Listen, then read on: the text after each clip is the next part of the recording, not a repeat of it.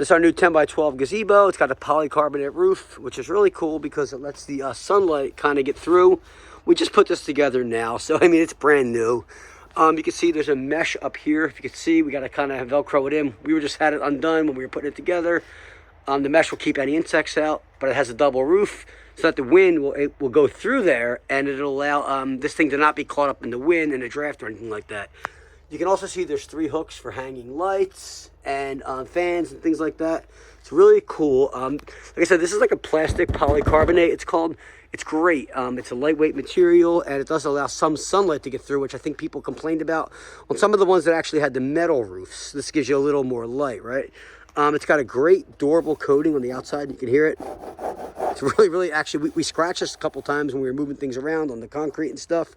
You can't even see any scuff marks. It's really got a nice finish too. Look, you can't see any of the ends. They're all covered with all these nice little clips they give you and these little concealers. Great gazebo. This is the 10 by 12, as you can see, and it fits right in our pool area very nicely. I hope this video helps you because we love it so far. It has two curtains, one for sunlight, and there's another one we have to put up right now. It's just a mesh. It's a mesh material. We're going to put that up shortly. For insects. It's not insect season here yet, so we're not too worried about that. And we just got this thing together.